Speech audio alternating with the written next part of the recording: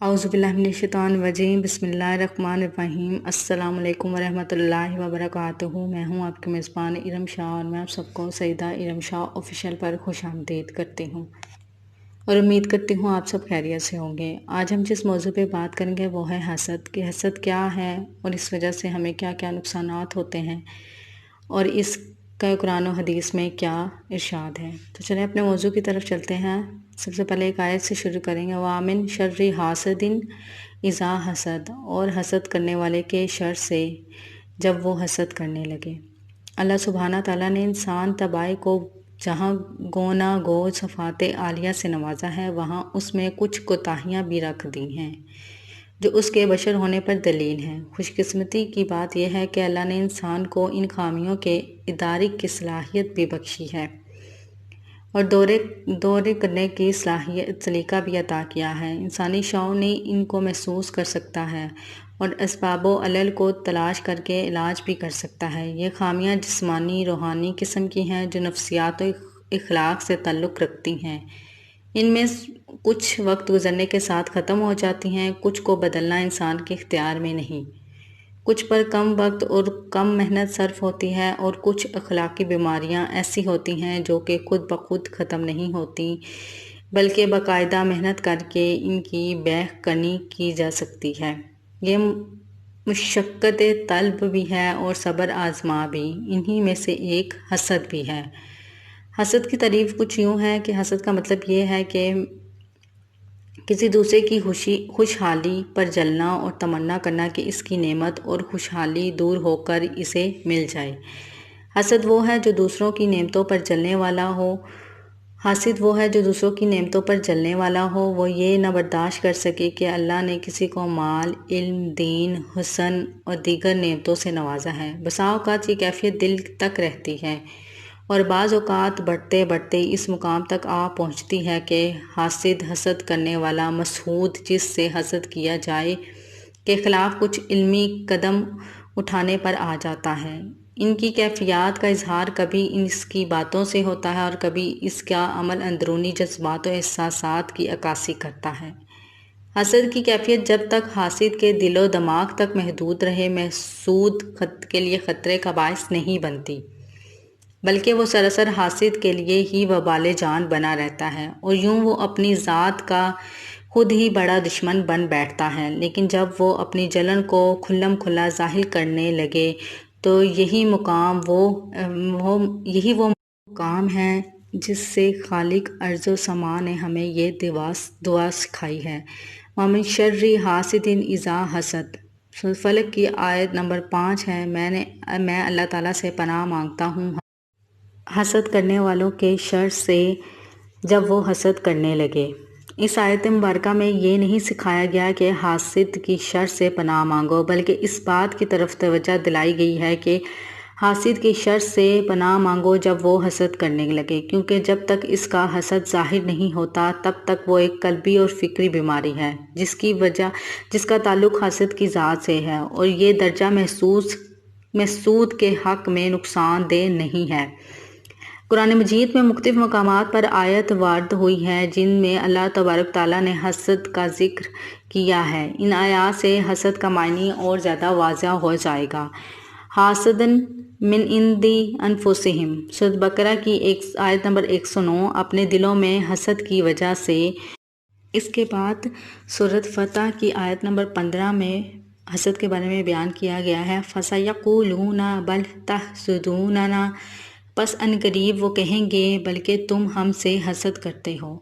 ان آیات میں حسد کی بات کی گئی ہے جو دلوں تک محدود رہتا ہے اور کینہ و بغض کی شکل اختیار کر چکا ہوتا ہے، لیکن سورۃ فلق میں اذا حسد کے الفاظ سے واضح ہوتا ہے کہ جب وہ حسد کا عملی مظاہرہ کرنے لگے۔ حسد کی ممانعت میں نبی کریم صلی اللہ علیہ وسلم نے بھی حدیث فرمائی ہے۔ ان میں سے ایک حدیث کچھ اس طرح سے ہے کہ کسی بندے کے دل میں ایمان اور حسد جمع نہیں ہو سکتے، یعنی کہ جو مومن ہے اس کے دل میں ایمان بھی ہو اور حسد بھی ہو، یہ ممکن نہیں ہے۔ اس کے بعد ہم بات کریں گے کہ حسد کی اقسام کتنی ہیں، یہ اقسام حسد کی بات کریں گے۔ اس میں 2 قسم ہیں۔ پہلی قسم یہ ہے کہ حاسد دوسرے کی نعمت چھن جانے کی خواہش کرے، خواہ وہ اس کو ملے یا نہ ملے۔ یہ مذموم ترین قسم ہے کہ انسان اپنے لیے بھی اللہ سبحانہ تعالیٰ کے انعام و فضل کی خواہش مند نہیں ہوتا اور وہ اپنے بھائی کا نقصان کا متمنا ہوتا ہے۔ اس کے بعد دوسری قسم یہ ہے کہ حاسد چاہتا ہے کہ نعمت صاحب نعمت سے چھن کر مجھے مل جائے۔ یہ کیفیت ایمان کی کمزوری کو ظاہر کرتی ہے۔ اللہ بڑے فضل اور وسعت والا ہے، نعمت صاحب نعمت سے چھن کر مجھے مل جائے، اس کی بجائے حاسد اگر یہ دعا کرے کہ یا اللہ یہ نعمت مجھے بھی مل جائے، تو اللہ کی قدرت کاملہ سے کیا دور ہے کہ وہ اس کو صاحب نعمت سے بڑھ کر مالا مال کر دے۔ یہ اللہ پر ایمان اور سوچ کا فرق ہے۔ اگر انسان کسی دوسرے پر اللہ کا فضل و کرم دیکھے اور پھر اللہ سے اپنے لیے وہی کچھ یا اس سے بڑھ کر طلب کرے تو یہ رشک کہلاتا ہے اور جائز ہے، کیونکہ اس نے دوسرے انسان یا صاحب نعمت کی نعمت کا زوال نہیں چاہا، نہ چھین جانے کی تمنا کی ہے۔ حسد کی برائی ہی یہ ہے کہ اس میں مبتلا ہو کر ایک بھائی دوسرے بھائی کی خوشیوں اور نعمتوں کے زوال کی یا چھن جانے کی آرزو کرتا ہے۔ سورۃ قصص کے رکوع نمبر 8 میں اللہ تعالیٰ نے قارون کا واقعہ بیان کیا ہے کہ وہ صاحب نعمت تھا، بے تحاشا مالدار تھا، لیکن اپنے مال کو اللہ کی راہ میں یا لوگوں کی خیر خواہی میں خرچ کرنے کی بجائے بخیل بن بیٹھا تھا، متکبر بن گیا اور اپنے مال کو لوگوں کے لیے آزمائش بنا دیا۔ اس کے مال پر دنیا پر 7 افراد نے رشک کیا اور اہل علم نے پناہ مانگی، تو صاحب نعمت جب نعمت کو صرف دنیا حاصل کرنے کے لیے استعمال کرے اور اس کو فخر و ریا کا ذریعہ بنا لے تو ایسی نعمت کو حاصل کرنے کے لیے اہل علم کے لیے رشک جائز نہیں ہے۔ رشک صرف 2 صورتوں میں ہی جائز ہے۔ سیدنا عبداللہ بن عمر رضی اللہ عنہ کہتے ہیں، میں نے رسول اللہ صلی اللہ علیہ وسلم کو فرماتے سنا ہے کہ 2 آدمیوں پر رشک کرنا جائز ہے، ایک وہ جس کو اللہ نے قرآن دیا ہو، یعنی کہ قرآن کا علم، اور وہ راتوں کو بھی اس کی تلاوت کرتا اور اس پر عمل کرتا ہو، اور دوسرا وہ شخص جسے اللہ نے مال دیا ہو اور وہ دن اور رات اللہ کی راہ میں خرچ کرتا ہو۔ اس کے بعد ہے کہ اسباب کیا ہیں، حسد کے کیا اسباب ہیں۔ توفق کی خواہش، انسان کا نفس بنیادی طور پر دوسروں سے بلند و برتر رہنا چاہتا ہے۔ جب وہ کسی کو اپنے سے بہتر حال و مقام پر دیکھتا ہے تو یہ چیز اس پر گراں گزرتی ہے، لہٰذا وہ چاہتا ہے کہ یہ نعمت اس سے چھین جائے تاکہ ہم دونوں برابر ہو جائیں۔ یہ حسد کی بنیادی علت ہے۔ حسد عموماً ہمسر اور ہم پلہ افراد میں ہوتا ہے، مثلاً بہن بھائیوں میں، دوستوں میں، افسران میں۔ تاجر سے حسد کرے، سیاستدان سے حسد کرے گا، طالب علم سے حسد کرے گا اور اہل قلم سے حسد کرے گا۔ اور حسد کی جڑ اس فانی دنیا کی محبت ہے۔ اس کے اور بھی بہت سے اسباب ہیں۔ ایمان کی کمزوری بھی حسد کا باعث بنتی ہے۔ حاسد اللہ کی تقسیم پر راضی نہیں ہوتا، وہ سمجھتا ہے کہ یہ نعمت جو دوسروں کو عطا کی گئی ہے اس کا اصل حقدار میں ہوں۔ وہ اپنے قول و عمل سے یہ اظہار کرتا ہے کہ اللہ نے کیسی ناانصافی کی ہے اور وہ اپنے فضل و کرم کے لیے غلط انسان کا انتخاب کیا ہے۔ یہ تصورات و خیالات اس کے ایمان کو متزلزل کر دیتے ہیں اور اس کے اللہ کے ساتھ تعلق کو کمزور کر دیتے ہیں۔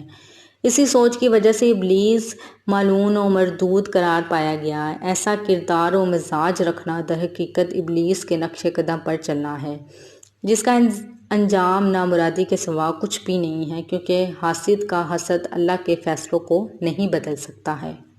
ہر انسان میں کچھ خوابیاں اور کچھ خامیوں کا مجموعہ ہوتا ہے۔ انسان میں اچھائیاں بھی ہوتی ہیں، برائیاں بھی ہوتی ہیں۔ اپنے کردار و مزاج کی خامیوں کو سمجھتے ہوئے ان کی اصلاح کی کوشش کرنا مثبت و تعمیری سرگرمی ہے، لیکن اگر اپنی خامیوں کی اصلاح کی بجائے دوسروں کی صلاحیتوں اور خوبیوں پر انسان جلنا کرنا شروع کر دے تو یہ حسد کے پیشے خیمہ بن جاتا ہے۔ ایسا انسان احساس کمتری میں مبتلا ہو جاتا ہے اور اپنی اور دوسروں کی زندگی اجیرن کر دیتا ہے، یعنی کہ اپنی اور دوسروں کی زندگی دونوں کو مشکل میں ڈال دیتا ہے۔ اپنی صلاحیتوں اور خوبیوں پر اس کی نظر نہیں جاتی، مطلب وہ اپنی صلاحیتوں اور اپنی خوبیوں کی طرف نہیں دیکھتا، وہ ہر وقت دوسروں پر نظر رکھتا ہے، اللہ سے شکوہ کنار رہتا ہے اور حاسد بن جاتا ہے۔ اس کے بعد ہے تنگ دلی۔ حسد کرنے کی ایک وجہ تنگ دلی بھی ہوتی ہے۔ تنگ دلی بھی اسباب حسد میں ہے۔ بعض اوقات نہ تو انسان میں تکبر ہوتا ہے اور نہ وہ احساس کمتری میں مبتلا ہوتا ہے، لیکن اس کے سامنے کسی پر اللہ کے نام یا احسان کا تذکرہ کیا جائے تو اسے یہ بات بری معلوم ہوتی ہے، اور جب کسی شخص کی بدحالی یا مصیبت کا تذکرہ کیا جائے تو اسے خوشی محسوس ہوتی ہے۔ لوگوں کی بدحالی اسے بھلی لگتی ہے اور خوشحالی اسے غمگین کر دیتی ہے۔ وہ بندوں پر اللہ کی نعمتوں کا بخل کرتا ہے، حالانکہ اس میں کوئی وجہ نہیں ہوتی اور اس موجود نعمتوں میں کچھ کمی نہیں ہوتی۔ تو یہ نفس کی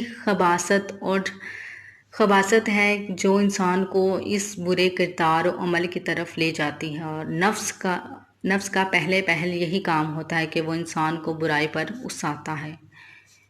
اس کے بعد ہے علم و فن میں برتری کی خواہش۔ بعض اوقات انسان اپنے فن، علم، حیثیت، عہدے، دین اور صلاحیتوں ممتاز ہوتا ہے، یگانہ روزگار ہوتا ہے، اور اسے معلوم ہوتا ہے کہ کسی اور علاقے یا جگہ میں اس طرح کا ایک اور انسان موجود ہے، تو اس کے دل میں حاسدانہ جذبات نمودار ہونا شروع ہو جاتے ہیں، یا اس کا دل تنگ ہونے لگتا ہے اور وہ اس فرد کے مر جانے یا اس کی نعمت کے زائل ہو جانے کی تمنا کرنے لگتا ہے، اور یہ جذبات حسد کی بنیاد ہوتے ہیں اور حسد کی طرف انسان کو لے جاتے ہیں۔ اس کے بعد ہے بغض و عناد۔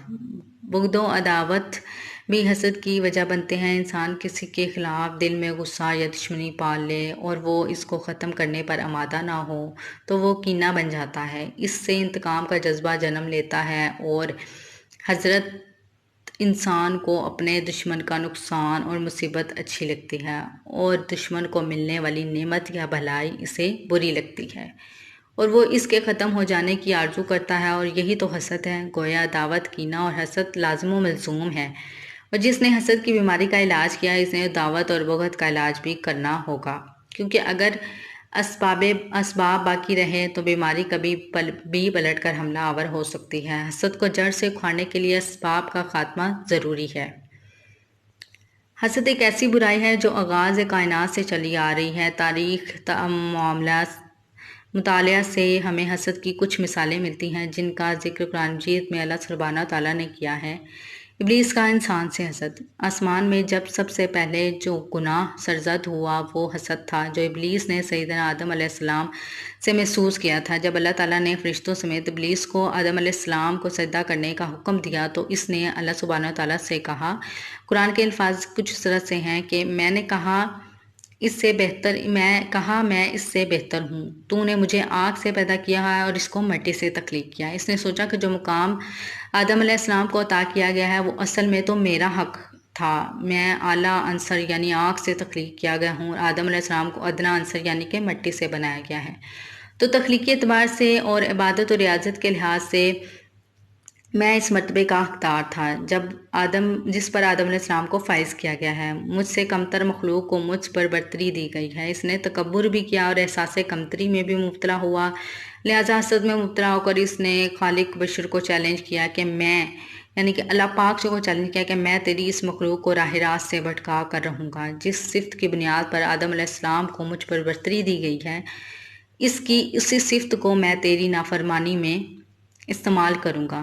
آدم علیہ السلام کو سجدہ نہ کرنے کے جرم میں اللہ تعالیٰ نے ابلیس لعین کو جنت سے نکال جانے کا حکم دیا، چنانچہ دنیا کے سب سے پہلے حاسد نے آدم و بنی آدم کو اسی جنت سے نکالنے کا ہدف طے کیا تھا، اور آج تک وہ یکسوئی کے ساتھ اپنے ہدف کو حاصل کرنے میں مصروف عمل ہے۔ قرآن پاک میں کئی مقامات پر یہ واقعہ بیان کیا گیا ہے۔ آج جو بھی مبتلا حسد ہے وہ اولین حسد ابلیس کے نقش قدم پر چل رہا ہے، اور ابلیس کی طرح وہ بھی اللہ سے شکوہ کنا ہوتا ہے کہ نوازے جانے کا حقدار تو میں تھا، تو نے دوسرے کو فضیلت کیوں عطا کی۔ فضیلت اور برتری کی خواہش مند ابلیس کے حسد نے اسے کس انجام بد سے دوچار کیا تھا۔ یقیناً اس برے انجام سے انسان کو ڈرنا چاہیے۔ بات کریں گے برادران یوسف کا، یوسف علیہ السلام سے حسد۔ تاریخ سے حسد کی ایک اور بڑی مثال برادران یوسف کی ملتی ہے۔ حضرت یوسف علیہ السلام اپنی بہترین عادات اور اعلیٰ کردار اور معصوم وہ مثال حسن کی وجہ سے اپنے والد حضرت یعقوب علیہ السلام کی آنکھ کا تارا تھے۔ بھائیوں کو اپنے والد کی یوسف علیہ السلام سے بے پناہ محبت ناگوار گزرتی تھی اور انہوں نے یوسف علیہ السلام کے قتل کا ارادہ کیا، جو بعد میں بڑے بھائی کے مشورے پر بدل دیا، اور انہوں نے یوسف علیہ السلام کو کنویں میں پھینکنے پر اکتفا کیا۔ سورہ یوسف میں اللہ تعالیٰ بیان فرماتے ہیں، نمبر 9 میں اللہ تعالیٰ ارشاد فرماتے ہیں، مار ڈالو یوسف کو یا کہیں پھینک آؤ تاکہ تمہارے باپ کی توجہ تمہاری طرف ہو، یوسف کے بعد تم لوگ اچھے رہو گے۔ مگر اس سب کے باوجود نہ تو وہ والد کے آنکھ کا تارا نہ بن سکے، نہ یوسف علیہ السلام کو مقام تک پہنچ سکیں، ان کا کچھ نہ بگاڑ سکے، بلکہ اللہ نے انہی اسباب سے یوسف علیہ السلام کو پیغمبری اور بادشاہی سے سرفراز فرمایا۔ اس کے بعد یہود و نصاری کا اسلام اور اہل اسلام سے حسد۔ جو یہود و نصاری تھے وہ اہل اسلام سے حسد کرتے تھے۔ یہود و نصاری اہل اسلام، نبی معظم اور قرآن سے دلی طور پر بغض و حسد رکھتے تھے، اور ان کا یہ غبص باطن اللہ تعالیٰ نے قرآن پاک میں کئی جگہ بیان فرمایا ہے۔ علماء یہود منتظر تھے کہ آخری نبی ہم میں سے یعنی کہ اسحاق میں مبعوث ہوگا، مگر جب اللہ نے اپنی حکمت بالغہ کے تحت آخری نبی بنی اسرائیل میں مبعوث فرمایا تو یہود بنی اسرائیل کی برتری برداشت نہ کر سکے۔ وہ اپنی سرداری اور برتری کے غم میں مبتلا تھے، لہٰذا نبی مرسل صلی اللہ علیہ وسلم پر ایمان لانے کی بجائے حسد کرنے لگے۔ قرآن اس کیفیت کو یوں بیان کرتا ہے، اور جب وہ اکیلے ہوتے ہیں تو غصے کے مارے تم پر اپنی انگلیاں کاٹتے ہیں، آپ کہو کہ تم اپنے غصے میں جل مرو۔ اسی حسد کی وجہ سے یہود نے نبی کریم صلی اللہ علیہ وسلم پر کئی قاتلانہ حملے بھی کیے، جادو کیا، قرآن کو وحی ماننے سے انکار کیا، دین اسلام پر اعتراضات کیے، شکوک و شبہات پیدا کرنے کی کوشش کی، اور اہل اسلام کے ساتھ ظالمانہ سلوک روا رکھا۔ اہل کتاب آج تک اس حسد میں جل رہے ہیں اور جلتے رہیں گے۔ فضیلت اور برتری کا خود ساختہ غم انہیں لے ڈوبے گا۔ بچاؤ کی تدابیر یہی ہیں کہ اگر کوئی آپ سے حسد کرے تو اللہ پر مکمل بھروسہ رکھیں اور گھبراہٹ کا مظاہرہ نہ کریں۔ عقیدہ توحید پر ثابت قدم رہیں۔ ارشاد نبی صلی اللہ علیہ وسلم ہے کہ جب تک اللہ نہ چاہے کوئی آپ سے کچھ نہیں چھین سکتا۔ ارشاد نبی صلی اللہ علیہ وسلم کچھ یوں ہے کہ اے اللہ، اس چیز کو کوئی نہیں روک سکتا جو تو دے، اور کوئی نہیں اس کو دے سکتا جس سے تو روک لے، اور آپ کا صبر ہی حسد کو ختم کرے گا۔ حاسد کو معاف کر دیں، اس سے اس کے حسد میں کمی ہوگی۔ اللہ سے تعلق مضبوط کرنے کے لیے نماز کی پابندی ضروری ہے۔ صبح و شام نظر بد سے بچاؤ کی دعائیں پڑھیں اور اپنے آپ کو اللہ کی پناہ میں دیں، کیونکہ اللہ کی پناہ کے علاوہ حاسد سے بچنے کا کوئی اور چارہ نہیں ہے۔ حسد سے بچاؤ کا سب سے مضبوط قلعہ اللہ کی پناہ میں آنا ہے۔ حاسد نے جو کچھ آپ کے ساتھ کیا وہ اس کے علم و ظرف کے مطابق تھا، آپ اپنے علم و ظرف کے مطابق جوابی رد عمل ظاہر کر دیں۔ خیر خواہی کے علاوہ کچھ نہ چاہیں، حسد کی وجہ تلاش کرنے کی کوشش کریں، پھر حکمت کے ساتھ حاسد کا سامنا کریں، حاسد سے کم ملیں، حاسد کی ہدایت کے لیے دعائے خیر کریں، خوف خدا اور تقوی کی روش پر قائم رہیں۔ جب کبھی موقع ملے تو حاسد کے ساتھ احسان یا بلائی کا معاملہ کریں، قطع نظر اس کے کہ اس سے حاسد کے حسد میں کمی ہو رہی ہے یا نہیں۔